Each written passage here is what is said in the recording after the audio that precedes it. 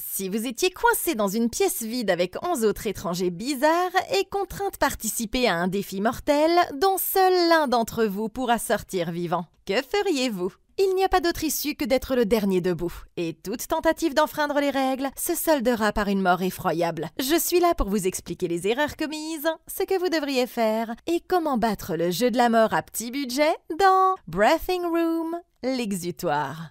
Ces personnes sont sur le point de vivre l'expérience la plus traumatisante de leur vie. Quelque part dans une pièce plongée dans l'obscurité, Tonya se réveille dans un état de confusion totale, sans savoir ce qui lui est arrivé ni où elle a été emmenée. La femme commence nerveusement à tâter le sol, jusqu'à ce que tout à coup, elle pose sa main sur la tête d'un corps en décomposition. Et elle est tellement effrayée qu'elle s'élance à l'aveuglette vers une autre pièce très éclairée. En passant par la porte, elle constate qu'il y a 11 autres personnes, toutes vêtues de combinaisons bleues ou oranges, numérotées, rassemblées autour d'elle, qui l'observent comme si elle l'attendait. L'une d'entre elles se précipite immédiatement avec une couverture pour que la femme puisse se couvrir. Aucun d'entre eux n'a la moindre idée de la façon dont ils sont arrivés ici, ni même de la raison. Mais d'après ce qu'ils voient, ils peuvent déjà affirmer que ce n'est probablement pas une très bonne chose. Ils n'ont pas encore reçu d'instructions directes, à part un panneau les félicitant d'avoir été choisis pour vivre l'expérience de toute une vie et un avertissement en petits caractères leur rappelant de toujours suivre les règles. Ça, c'est parce que s'ils font quoi que ce soit qu'ils ne sont pas censés faire, les colliers piégés autour de leur cou s'activeront automatiquement et les éliminera du jeu d'un coup électrique létal. La participante numéro 4, une femme plus âgée nommée Rossi, pousse Tonya vers un casier où elle trouvera ses vêtements. Prenant le dernier sac, elle se dirige vers les toilettes individuelles afin de s'habiller en toute intimité. Et elle y découvre une autre règle stipulant que les joueurs doivent garder leurs mains propres à tout instant. Outre sa propre combinaison bleue portant le numéro 14 et une étrange photo en noir et blanc d'elle qui a dû être prise par son ravisseur à l'extérieur, elle trouve un lecteur de cassette portable avec un message préenregistré qui lui est destiné personnellement. La cassette explique que Tonya est la dernière et la plus importante pièce du puzzle, et que maintenant qu'elle est réveillée, le jeu peut officiellement commencer. Bien qu'il n'y ait toujours aucun signe de ce que ce jeu implique, la cassette l'avertit de ne pas faire confiance aux autres concurrents, et elle dit que seuls ceux qui n'ont pas de collier peuvent enfreindre les règles. Alors qu'elle enfile sa combinaison, Tonya découvre une dernière surprise, la moitié d'une petite clé qui doit déverrouiller quelque chose d'important.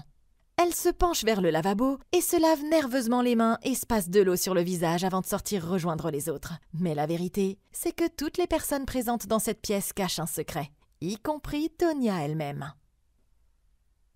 Ok, quelqu'un doit sérieusement appeler Jigsaw et lui dire qu'il y a un clown qui fait honte à son dur travail avec un tas d'accessoires qui semblent avoir été achetés chez Farce et Attrape. Ne vous avisez pas de faire ça à mon pote John Kramer. Quoi qu'il en soit, Tonya et les autres doivent trouver un moyen de quitter cet endroit avant qu'il n'arrive quelque chose.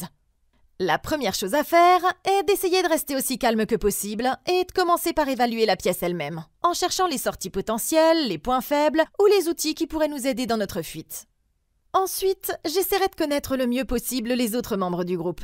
Si Tonya est la dernière, ça veut forcément dire que tous les autres sont là depuis plus longtemps. Je voudrais donc me faire une idée de ce qu'ils ont vécu jusqu'à présent, et voir si ce que j'ai appris leur a inspiré de nouvelles idées.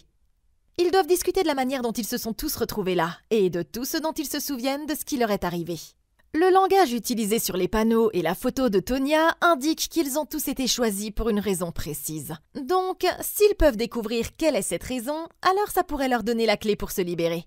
Une fois les présentations faites, chacun devrait réfléchir et travailler en équipe pour fouiller minutieusement la pièce à la recherche d'indices, de messages ou d'énigmes cachées. Tonya ne devrait pas encore montrer la cassette aux autres parce qu'elle dit clairement qu'on ne peut pas faire confiance à tout le monde et que ça ne ferait que créer plus de confusion, ce qui n'est pas vraiment ce dont ils ont besoin pour le moment. Mais j'essaierai de repasser la section décousue de l'enregistrement à l'envers ou au ralenti pour voir si elle ne cache pas un autre indice. Une autre chose qu'elle pourrait faire est de leur montrer sa clé et de demander autour d'elle si quelqu'un a l'autre moitié ou si quelqu'un a reçu d'autres objets avec sa combinaison. Parce que ça pourrait être les premières pièces pour reconstituer le grand puzzle. Même s'ils ont l'air mal en point en ce moment, ils devraient essayer de rester positifs et de travailler en groupe puisqu'ils sont tous dans le même bateau. Ou du moins, c'est ce que je voudrais que tout le monde pense. Grâce à la cassette, Tonya sait que tout le monde n'est pas vraiment ce qu'il semble être, ce qui veut dire qu'elle doit aussi déterminer à qui elle peut ou ne peut pas faire confiance. Il ne faut pas montrer qu'on se méfie, parce que ça pourrait indiquer aux autres qu'on est déjà sur leur piste. Au lieu de ça, elle devrait commencer à observer tout le monde très attentivement et prêter attention à des choses comme leur comportement habituel, leur langage corporel et la façon dont ils interagissent avec d'autres personnes dans la pièce. j'entamerai des conversations avec tout le monde et je chercherai des réactions suspectes telles que des réponses évasives ou des incohérences dans leurs déclarations. Et j'utiliserai la technique de l'avocat qui consiste à se tromper intentionnellement sur des petits détails pour voir si quelqu'un me corrige ou si je peux le prendre en flagrant délit de mensonge. Ça devrait vous aider à établir des comportements de base normaux et à surveiller tout changement. Comme par exemple, si 3 ici passent de la panique à un calme soudain, alors vous saurez qu'il y a quelque chose qui cloche. Pour le moment, Tonya peut faire confiance à ceux qui semblent avoir l'esprit d'équipe, comme Lee et Rossi. Et elle devrait se méfier des fauteurs de troubles, comme 6 et 9, qui agissent clairement à l'encontre du groupe. Les combinaisons de couleurs donnent l'impression qu'ils ont déjà été répartis en équipe, mais je n'en serais pas si sûre pour autant. Au lieu de ça, je m'efforcerai de nouer des alliances avec des gens en qui j'ai confiance, parce que non seulement ça me protégera des personnages les plus louches, mais ça veut aussi dire que je disposerai de boucliers de viande utiles sous le coude, juste au cas où les choses deviendraient un peu trop dangereuses par la suite. Pour l'instant, le plus important, c'est de respecter les règles, d'essayer de ne pas se faire remarquer tout en élaborant un plan d'évasion et d'en apprendre le plus possible sur les autres pendant que tous les autres attendent de voir ce qui va se passer ensuite. Quand Tonya revient dans la pièce principale, elle trouve le reste du groupe déjà en plein milieu d'une discussion animée sur ce qu'ils devraient faire. Le principal instigateur du groupe, qui n'est connu que sous le nom de 6, est occupé à essayer de faire pression sur le concurrent numéro 2, qui est très nerveux, pour qu'il enfreine une des règles dans le but de s'échapper. Il s'approche de la porte mystérieuse située de l'autre côté de la pièce et regarde nerveusement un morceau de ruban adhésif noir placé sur le sol, qui indique clairement que les joueurs ne doivent pas franchir la ligne de démarcation. Après avoir pris une minute pour réfléchir, l'homme franchit la ligne et ouvre la porte. Mais ça, c'était sa plus grosse erreur. À ce moment-là, l'homme commence à se tenir le cou avec douleur, mais il s'avère qu'il ne faisait qu'une mauvaise blague. Jusqu'à présent, il semble qu'il ne lui arrivera rien. Et il se moque des autres pour avoir cru à tout ça depuis le début. Mais au moment où une autre participante s'apprête à franchir la ligne, il est subitement frappé par une décharge d'électricité et s'effondre sur le sol, mort. Et ça fait 1 de moins, et il en reste 11. Tous les autres sont en état de choc à des degrés divers. Cette femme d'âge moyen, numéro 3, est prise de panique et commence à frapper les murs, suppliant le responsable de les laisser sortir. 6 décide de faire une blague sur ce qui s'est passé au pire moment, ce qui amène le chef désigné du groupe, Lee, à intervenir et à lui asséner un violent coup de poing dans le ventre. Quant à Tonya, elle essaie toujours d'obtenir une explication sur les raisons de tout ça. Mais pour l'instant, on lui dit qu'elle en sait autant que les autres. Et comme le dit 6, il faut obéir aux règles ou en subir les conséquences. Un peu plus tard, Tonya est abordée par Lee et son ami Harry qui veulent lui poser quelques questions de base sur son histoire personnelle. Elle dit qu'elle est originaire de Starkville dans le Mississippi, mais quand ce type bizarre, Harry, lui fait remarquer qu'elle n'a pas d'accent, elle l'explique en affirmant que sa famille a beaucoup déménagé quand elle était enfant. Harry se rapproche et commence à lui poser toutes sortes de questions bizarres, comme son plat préféré et quand est son anniversaire. Mais les 2 autres le font rapidement déguerpir en disant qu'il faut un peu de temps pour s'habituer à lui. Sur le mur derrière eux, Tonya remarque une étrange boîte cadenassée dont l'étiquette indique simplement « pièce » et elle leur demande ce qu'il y a à l'intérieur. Mais ils l'ignorent rapidement en disant qu'il n'y a rien là-dedans dont elles doivent s'inquiéter. Par contre, ils veulent savoir si Tonya a trouvé autre chose dans le sac avec son uniforme. Mais se rappelant le conseil du lecteur de cassette, elle décide de faire profil bas et dit qu'il n'y avait rien d'autre que la photo. Les choses sont plutôt calmes pendant un moment, parce que tout le monde réfléchit à ce qu'il devrait faire ensuite. Assis tout seul, Lee sort de sa poche ce qui ressemble à un petit pot de superglue, et il regarde une note qui lui dit de recoller les morceaux. Une autre règle sur le mur avertit les joueurs de ne pas toucher à leur collier. Sinon, eh bien, ils ont tous vu ce qui va se passer à ce niveau-là. Au bout d'un moment, Tonya décide de se présenter à la fille coriace du groupe, numéro 9. Mais elle lui fait aussitôt comprendre qu'elle ne cherche pas à se faire des potes. Elle tente de demander à la jeune femme où elle a trouvé le briquet avec lequel elle joue. Mais 9 lui rétorque qu'elle ne croit pas du tout à son petit numéro de fille innocente et désorientée. Sentant qu'une confrontation se prépare, Rossi s'interpose entre les 2 filles et tente de les amener à se calmer. Mais 9 explique que personne ici ne fait partie de la même équipe et que plus vite elles s'en rendront compte, mieux elles se porteront. Ok, on pourrait croire qu'il ne s'est pas passé grand-chose jusqu'à présent. Mais au cours de ses interactions avec les autres, nous avons appris quelques leçons importantes sur la façon dont le jeu fonctionne et sur les personnes en qui Tonya peut avoir confiance. Au vu de leurs actions, Lee, Henry et Rossi semblent être les membres les plus dignes de confiance du groupe. Maintenant, nous ne voulons pas être trop confiants à l'égard de qui que ce soit pour le moment. Mais au moins, ils sont un bon point de départ. Pour ce qui est des autres, il semble que les personnes à éviter absolument soient 6 et 9. 9 ne pense qu'à elle, mais 6 est encore pire, parce qu'il vous mettra directement en danger si ça lui donne une meilleure chance de s'échapper. Et ça devrait être mon rôle. Harry ici est peut-être le plus intéressant de tous. Il est indéniable que quelque chose dans le comportement de ce type est incroyablement suspect. Mais il est clairement doué pour décrypter les gens, puisqu'il a remarqué l'absence d'accent de Tonya et semble recueillir des informations sur tous les autres pour une raison que j'ignore. Je ne sais pas encore si nous pouvons lui faire confiance, mais il pourrait être en train de rassembler des éléments qui pourraient être importants plus tard. Donc je maintiendrai une trêve avec lui pour l'instant, jusqu'à ce que nous puissions voir ce qu'il est vraiment. Voilà qui couvre les autres joueurs pour l'instant. Mais pour toutes les personnes présentes dans la pièce, y compris Tonya elle-même, les vrais problèmes sont ces colliers autour de leur cou. Ce sont les seuls facteurs qui les empêchent d'agir librement et d'essayer toutes les idées possibles. Et rappelez-vous, la cassette disait que seuls les joueurs sans collier pouvaient enfreindre les règles. Ce point n'aurait pas été inclus s'il n'était pas important pour le jeu. Il est donc logique qu'il y ait un moyen de s'en débarrasser. Le problème, c'est que l'hôte vous zappera s'il vous voit en train de tenter quoi que ce soit. Mais il y a un endroit dans cette salle de test qui n'est peut-être pas couvert par les caméras. Les toilettes. Je commencerai par fouiller minutieusement les toilettes à la recherche de caméras cachées. Puis, une fois que je serai sûre qu'ils ne peuvent pas me voir, j'essaierai d'enlever ou d'affaiblir le collier de toutes les façons possibles.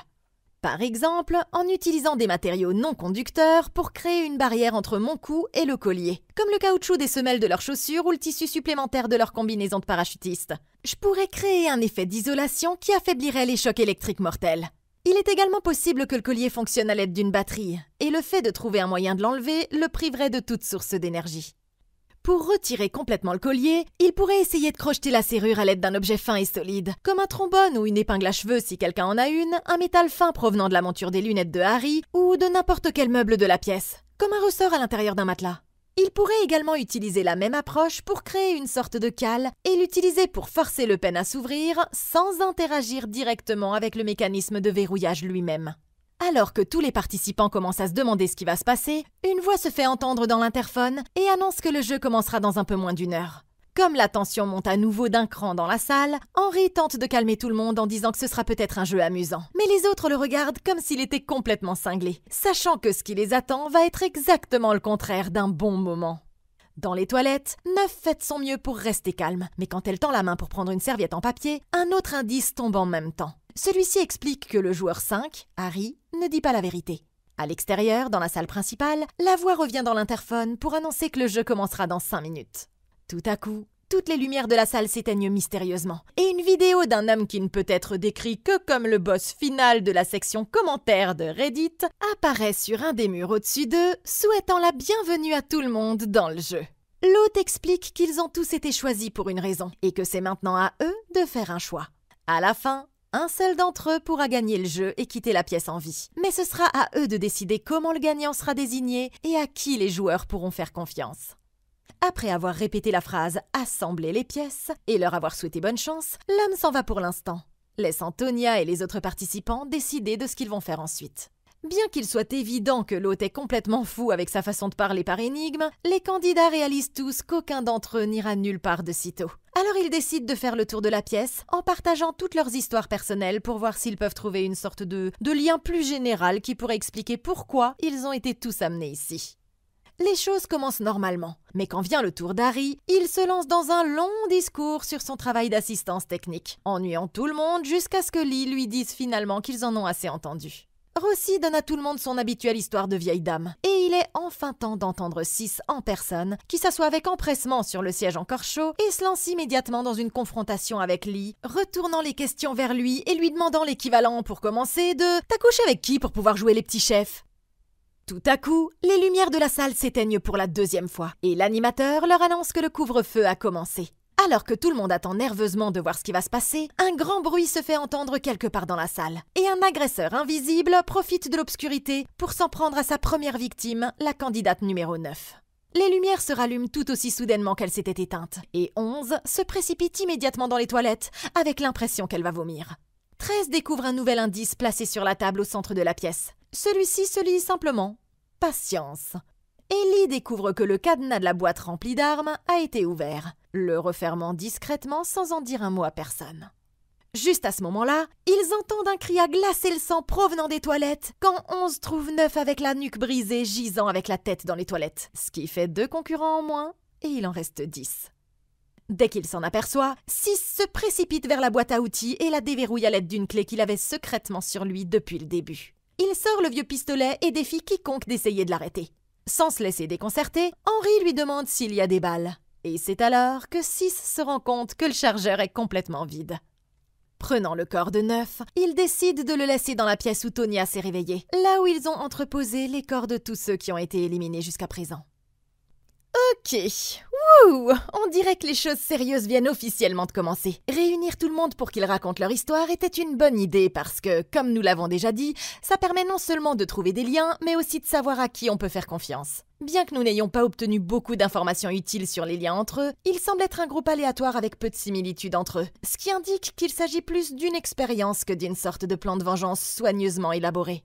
Néanmoins, on peut en apprendre beaucoup sur une personne grâce à son langage corporel et aux détails de son histoire. Henry, 13, Rossi et même le type flippant Charlie semblent tous dignes de confiance. Ils ont maintenu une posture corporelle ouverte et honnête, ont donné des réponses courtes et précises et ont gardé le contact visuel avec le groupe tout le temps. Contrairement à 9 et 6 qui étaient soit fermés et refusaient de répondre, soit ouvertement conflictuels. De toute évidence, nous n'avons plus à nous soucier de 9 maintenant, mais je garderai un œil sur 6 à mesure que nous avancerons. Une autre personne que je surveillerai, c'est Harry, parce qu'il s'est lancé dans une histoire excessivement détaillée après n'avoir presque rien dit de ses informations personnelles. Les détails excessifs sont considérés comme un signe certain que quelqu'un invente son histoire, ce qui donne l'impression qu'il essaie de nous distraire pour que nous n'en sachions pas trop sur sa vie personnelle. Ça confirme la note que 9 avait trouvée et qui affirmait qu'il ne disait pas la vérité. Le plus gros problème maintenant, c'est qu'il y a un tueur en liberté dans le coin, et ils n'ont aucune idée si c'est l'un d'entre eux ou quelqu'un d'extérieur au groupe. Ce n'est qu'une question de temps avant qu'il ne frappe à nouveau. Tonya et les autres doivent donc se préparer pour être prêts quand ils reviendront. La chose la plus évidente à faire est de se munir d'armes. Celles-ci peuvent provenir de la boîte de pièces ou simplement d'objets qui traînent dans la salle, comme des parties de chaises ou même la glissière métallique du casier qu'ils pourraient utiliser comme bouclier de fortune.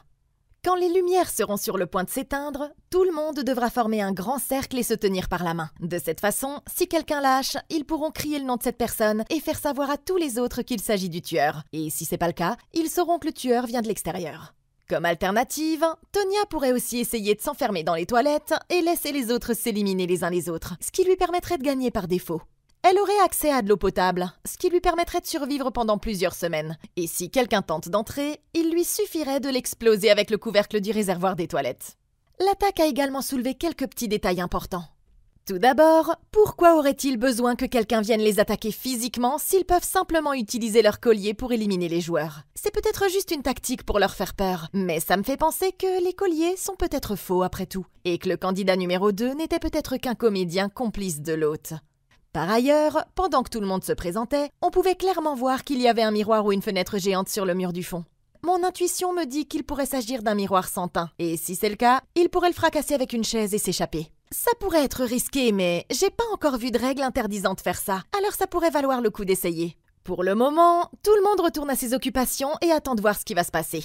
Harry trouve un autre message caché dans le casier, disant que 14 est la clé, et il regarde la jeune femme avec méfiance alors qu'elle regarde fixement au loin. Dans les toilettes, Henry sort l'objet qu'on lui a donné avec sa combinaison, une balle pour l'arme de 6. À la recherche d'autres indices, il grimpe sur les toilettes et essaie de vérifier derrière la bouche d'aération du plafond des toilettes, mais il ne trouve rien d'utile. Pendant ce temps, dans la pièce principale, Harry engage à nouveau la conversation avec Tonya et il commence à lui poser des questions sur sa date de naissance. Mais quand elle lui demande pourquoi il veut savoir, il essaie de faire comme si ce n'était pas important. Agacée, Tonya décide de s'en aller, mais Harry revient à la charge et dit qu'il a recueilli des informations sur tout le monde et qu'il les a notées pour trouver des similitudes. Tonya se demande alors depuis combien de temps Harry est coincé ici, et il répond qu'il n'en est même pas sûr. Mais ce qu'il peut dire, c'est que Charlie, dans le coin, est là depuis plus longtemps que n'importe qui d'autre.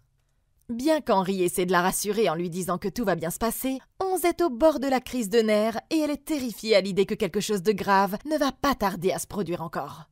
Assis seul, Harry sort un autre indice de sa combinaison avec un seul mot. Jumble. Ok, ça pourrait être un indice important parce que le mot pêle-mêle, jumble, me fait immédiatement penser à une anagramme. En fait, une anagramme est un mot ou une phrase formée en réarrangeant les lettres d'un autre mot ou d'une autre phrase. Si un message secret est caché dans les notes, ça pourrait leur fournir un indice précieux, ou même un ticket d'entrée vers la sortie. Ils doivent donc rassembler tous les petits tickets que tout le monde a trouvés jusqu'à présent et voir ce qu'ils peuvent en tirer.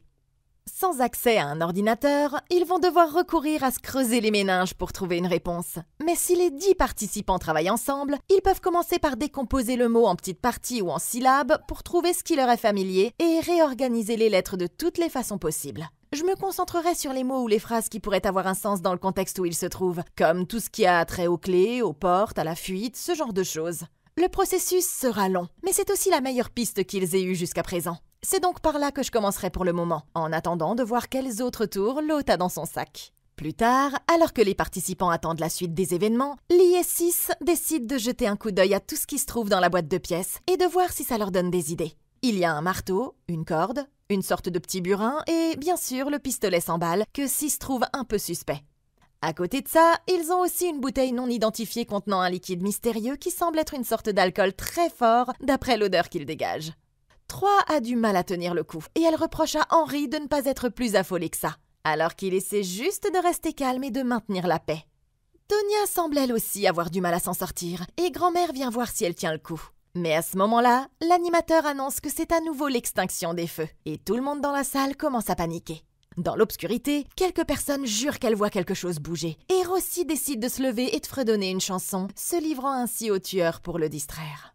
Au bout d'un moment, ils entendent la vieille femme halter, et quand les lumières se rallument, on retrouve Rossi allongé sur le sol, une des armes plantées dans l'orbite de son œil.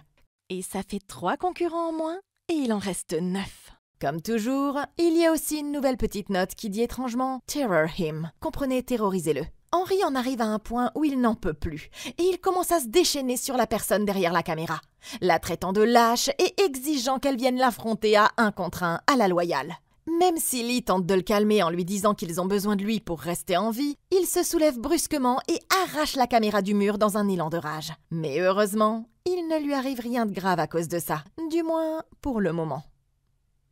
Ok, Henry va regretter d'avoir fait ça tout à l'heure. Tu as merdé, mon gars. On pourrait croire qu'il n'est pas encore confronté à des conséquences majeures, mais sa véritable erreur a été de rater une occasion cruciale de faire quelque chose qui aurait profité à tous les autres membres du groupe.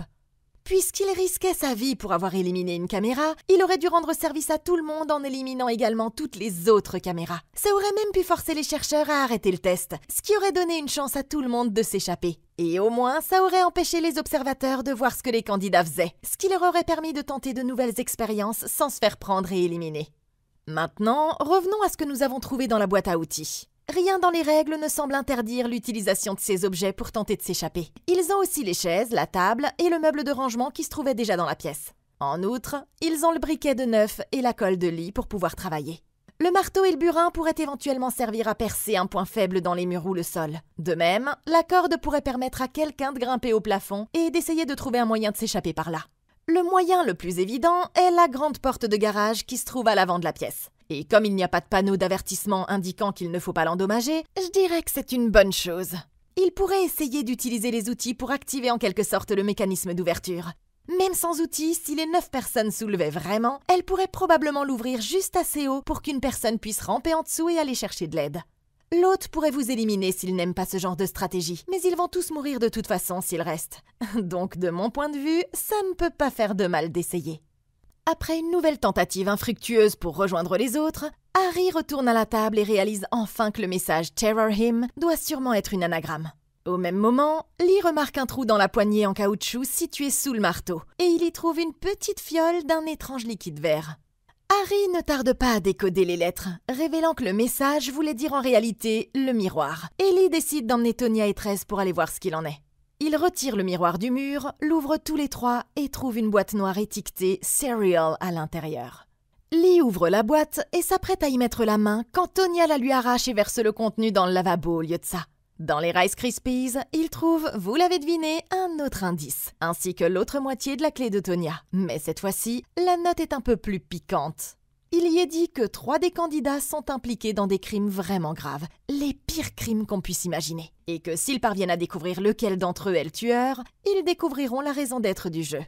Rangeant la note dans sa poche, Lee retourne dans la salle principale et demande à tout le monde de se rassembler. Il leur propose de prendre la parole et d'avouer tout ce qu'ils cachent avant qu'ils ne dévoilent la vérité. Mais à part Harry qui avoue qu'il est au chômage et qu'il vit avec sa mère, personne d'autre n'a rien à dire. C'est alors qu'il leur dit tout ce qu'ils ont trouvé sur le billet, et Sis commence immédiatement à désigner ses suspects. Mais juste au moment où 13 est sur le point de lui botter le cul pour avoir dit qu'il pourrait être l'un d'entre eux, ils reçoivent un autre message de l'hôte. Cette fois, l'animateur montre à Henry qu'il détienne sa petite fille. Et pour le punir d'avoir enfreint les règles, il lui demande d'éliminer un joueur du jeu dans les 60 prochaines secondes. Faute de quoi, la gamine en subira les conséquences. Pour corser le tout, il révèle également que 3 fait partie des criminels, bien qu'elle ne soit pas l'assassin, avant de laisser Henry faire son choix et de lancer le chronomètre. Avant que quiconque ne puisse l'arrêter, Henry s'empare de l'arme et charge sa seule balle, la pointant vers 3, alors que le chronomètre commence à s'écouler rapidement. À moins de 5 secondes de la fin, il semble qu'Henry ait vraiment l'intention de passer à l'acte, mais au tout dernier moment, il décide de se retirer lui-même de la compétition à la place, ce qui fait 4 concurrents en moins, et il en reste 8. Ok, il se pourrait que ce soit l'information la plus importante jusqu'à présent. Nous savons maintenant qu'il y a 3 très vilains criminels dans le groupe. Si nous croyons l'animateur, nous savons déjà que la candidate numéro 3 est l'un d'entre eux. Mais elle n'est pas le tueur. Et selon l'indice, trouver le tueur est le seul moyen pour eux d'apprendre la véritable motivation du jeu. Et ça pourrait être leur ticket de sortie. Il reste donc 7 autres suspects possibles. Mais comment déterminer lequel d'entre eux est le tueur caché ? La seule stratégie fiable consiste à interroger tous les suspects et à évaluer leurs réactions et leurs réponses. Nous devons observer leur comportement et leur langage corporel pour déceler les signes révélateurs de malhonnêteté, tels que la transpiration, l'évitement du contact visuel, l'attitude défensive ou l'agressivité, ainsi que les incohérences ou les divergences dans leurs récits. Nous pouvons également commencer à établir un profil psychologique de chacun des survivants restants. Par exemple, 6 manque d'empathie. Il est manipulateur et prompt à choisir la violence, ce qui est plutôt mal parti pour lui. En l'état actuel des choses, je considère Harry et 6 comme mes 2 autres suspects. Nous pourrions les éliminer dès maintenant. Dans le pire des cas, nous nous serons trompés pour les 2. Et ça n'aura fait que réduire encore plus le nombre de candidats restants. D'après les règles, une seule personne aura le droit de vivre de toute façon. Donc nous devrons nous débarrasser d'eux tôt ou tard. Le seul problème, c'est que vous pourriez avoir besoin du tueur en vie pour comprendre ce qui se passe réellement. Il vaudrait donc mieux la jouer cool pour l'instant, tout en gardant un œil sur les autres et attendre de voir comment tout ça va évoluer. Tout le monde se précipite dans différents endroits de la pièce pour essayer de comprendre ce qui vient de se passer. Et Tonya suit Lee dans les toilettes, jugeant qu'il est enfin temps de lui parler de l'autre objet fourni avec sa combinaison. Pendant ce temps, Sis tient un tribunal populaire dans la pièce principale, essayant de déterminer qui pourraient être les 2 derniers criminels. Après avoir écouté la cassette et collé les 2 moitiés de la clé, ils rejoignent les autres et découvrent que 6 et 13 ont déjà accusé Charlie d'être le tueur, et ils l'ont attaché à une chaise. Lee commence à leur demander de le laisser partir, mais avant même qu'ils ne puissent régler leurs différends, 3 tombent tout à coup raide morte avec de la mousse qui sort de sa bouche, comme si elle avait été empoisonnée. Ça fait donc 5 concurrents éliminés, et il en reste 7. Quelques secondes plus tard, la pièce entière s'obscurcit et il est temps d'entamer un nouveau round de « Qui sera le prochain à mourir ?» Sachant que ce sera probablement lui, le prêtre commence à prier pour lui-même, tandis que les autres essaient de rester aussi silencieux que possible. Et quand la lumière se rallume, il le trouve mort, transpercé par des dizaines d'énormes éclats de verre brisés sur tout le corps. Ça fait donc 6 concurrents de moins, et il en reste 6. Pour ne rien arranger, il trouve une autre note sur la table qui indique que les 2 criminels sont en fait toujours en vie. Les choses ne s'annoncent pas bien pour les derniers survivants, mais c'est alors que Lee propose un bon plan. Il utilise un stylo et du papier pour que l'autre ne puisse pas entendre ce qu'ils disent, et il explique aux autres que la clé de Tonya pourrait ouvrir un de leurs colliers. Et maintenant qu'il y a une partie au fond de la pièce qui n'est pas entièrement couverte par les caméras, ils vont pouvoir s'y faufiler une personne à la fois jusqu'à ce que l'une d'entre elles puisse enlever le sien. L'un après l'autre, ils attendent le bon moment avant de se glisser dans le coin pour essayer la clé. Mais même après que tous les 6 y soient allés, aucun collier n'a pu être retiré. Tonya dit que la clé aurait pu être destinée à une des personnes déjà éliminées. Mais Lee dit que si c'est vrai, il n'y a plus rien à faire maintenant. Ok, c'était une très bonne idée, et c'est dommage qu'elle n'ait pas fonctionné. Mais il y a encore un autre plan qu'ils pourraient essayer. Maintenant qu'ils connaissent l'angle mort, ils sont libres de manipuler leur collier tant qu'il reste hors de vue. En combinant tout ça, il y a une chance qu'ils puissent aller jusqu'à l'angle mort et ensuite, du moment qu'ils sont capables d'avoir le bon angle, ils pourraient utiliser les outils contre la table ou simplement contre le sol du bâtiment lui-même pour casser leur collier. Ils seraient alors libres d'essayer des choses qui ne sont pas conformes aux règles et pourraient même trouver un moyen de s'échapper ou d'obtenir de l'aide. Comme rien ne fonctionne, Sis revient immédiatement à ses habitudes d'instigateur et commence à dire que ça ne sert à rien d'essayer ses idées, parce qu'ils vont tous mourir de toute façon. 13 décide qu'il en a assez des conneries de 6, et il s'apprête enfin à lui donner une raclée bien méritée. Mais alors qu'il s'élance vers lui, il s'effondre tout à coup sur le sol et meurt du poison, tout comme la participante numéro 3. Ce qui fait 7 concurrents éliminés, et il en reste 5. Tout le monde se sépare alors de part et d'autre de la pièce, ne sachant plus à qui faire confiance. Au bout d'un certain temps, 11 est seul à se laver le visage dans les toilettes. Tout à coup, quelqu'un utilise la corde pour l'étrangler par derrière, tuant la femme sans que personne ne s'en aperçoive. Et ça fait 8 concurrents éliminés, et il en reste 4. Dans la salle principale, ils reçoivent un autre message de l'animateur qui leur annonce que le jeu va bientôt connaître un nouveau rebondissement. Quand les lumières se rallument, au lieu de voir un mort, il y a un nouveau gars en combinaison blanche qui les supplie de ne pas le tuer. Pour le moment, Lee promet qu'ils ne vont pas le faire, mais ils ont quelques questions à lui poser avant de décider de le détacher. L'homme dit s'appeler Robert, et il affirme être un avocat de Los Angeles qui n'a aucune idée de la façon dont il a été emmené ici, tout comme eux. Après avoir décidé de le croire, Lee détache l'homme et le fait asseoir pour l'informer de la prochaine étape du plan. Ils veulent qu'il utilise la clé sur son collier. Et à la surprise générale, cette fois-ci, ça marche. Stupéfaits, les autres membres du groupe se précipitent et envoient Robert dans le couloir mystérieux pour qu'il leur apporte de l'aide du monde extérieur. Au bout d'une minute, il finit par répondre qu'il n'y a qu'un mur solide à l'autre bout du couloir, et il retourne dans la pièce en tenant une étrange boîte noire qui ressemble à un cadeau. Lee ouvre la boîte et découvre qu'elle est en fait remplie de munitions. Bien que ça puisse laisser penser qu'ils sont censés s'entretuer maintenant, il réfléchit et trouve un meilleur plan. Ils vont vider la poudre de toutes les munitions et l'utiliser pour faire exploser le mur à l'autre bout du couloir, ce qui devrait permettre à Robert de leur envoyer de l'aide. Ok, je dois le concéder à Lee. Ce mec n'arrête pas de trouver des idées de génie. Mais ils étaient tellement pris dans l'instant qu'ils n'ont pas remarqué un truc bizarre. Quand Robert est allé dans le couloir, il n'y avait aucune trace du corps du candidat numéro 2. Ça veut dire qu'il ne peut pas y avoir qu'un mur au bout du couloir, parce qu'il doit forcément y avoir un moyen pour l'animateur de pénétrer à l'intérieur. Il pourrait essayer de donner à Robert un pied de table et un tissu supplémentaire d'un des candidats éliminés, l'arroser d'alcool et y mettre le feu. Il disposerait alors d'une torche pour l'aider à voir dans l'obscurité et pour mieux examiner les murs et découvrir s'il y a une sorte de porte cachée ou quelque chose du genre là derrière. Autrement, il pourrait dire « Au diable le couloir » et utiliser la poudre à canon sur la grande porte de garage à la place. Ça semble plus facile que de passer à travers un mur solide, et tout le monde pourra surveiller Robert pour s'assurer qu'il ne fait pas de conneries ou qu'il n'essaie pas délibérément de saboter le plan.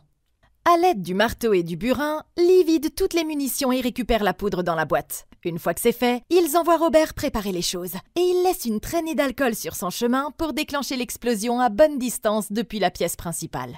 Le plan fonctionne à merveille, déclenchant une énorme explosion au bout du couloir. Mais quand Robert arrive de l'autre côté, il voit quelque chose qui change complètement la donne. Revenant en vitesse dans la grande salle, Robert tente d'expliquer aux autres ce qu'il a vu. Mais avant qu'il ne puisse cracher le morceau, la salle devient tout à coup complètement noire et le chaos s'installe quand plusieurs d'entre eux se mettent à crier. Après un nouveau message de l'animateur les félicitant d'être arrivés jusqu'au round final, il trouve Robert mort dans un coin, la bouteille enfoncée dans la bouche. Harry est blessé après avoir été accidentellement touché par Sis pendant le blackout. Et quand Lee va le confronter, les deux commencent à se battre. Mais ça se termine quand Sis est abattu par Tonya qui voulait protéger son ami. Ça fait donc 10 morts et il en reste 3. Maintenant qu'ils ne sont plus que 3, Tonya va dans les toilettes avec Harry pour nettoyer sa blessure, tandis que Lee commence à nettoyer les corps à l'extérieur. Elle fait de son mieux pour le soigner. Mais tout à coup, Harry va verrouiller la porte des toilettes et se jette sur elle. Heureusement, Tonya parvient à le repousser et à s'échapper à l'extérieur, et elle se met à l'abri derrière Lee au moment même où Harry sort en courant à sa suite avec un énorme morceau du miroir cassé. Après un rapide face-à-face, Lee tire son seul coup de feu, mais pas avant que Harry ne réduise la distance et ne l'empale dans le ventre avec le fragment du miroir. Ils sont tous les deux mortellement blessés, mais au lieu d'aider Lee, Tonya s'empare du bout de miroir et achève de le tuer encore plus violemment. Les 12 autres candidats sont morts, laissant Tonya comme seule survivante. Mais il s'avère que celle-ci n'a jamais vraiment été une candidate en fin de compte. À ce moment-là, l'hôte entre dans la pièce et emmène Tonya, révélant qu'elle travaillait avec lui depuis le début. Il apparaît que tout ça faisait partie d'une étude comportementale tordue, avec d'innombrables jeux comme celui-ci se déroulant dans différentes pièces pour que les scientifiques puissent les étudier. Après s'être débarbouillée et avoir été équipée d'un nouveau faux collier, Tonya entre dans une autre pièce remplie de participants pour reproduire la même expérience. Ce qui prouve que dans un jeu de la mort, il ne faut jamais faire confiance à la jolie blonde. Ah, un nouveau jour, un nouveau jeu de la mort. C'était vraiment amusant. J'ai passé un bon moment avec cet épisode. Dites-moi dans les commentaires ci-dessous ce que vous auriez fait différemment. Merci beaucoup d'avoir regardé. Laissez un like, abonnez-vous et consultez la playlist de Comment battre pour d'autres vidéos comme celle-ci. Je suis là pour vous. Nous, On se retrouve dans le prochain épisode. Et d'ici là, passez une excellente journée!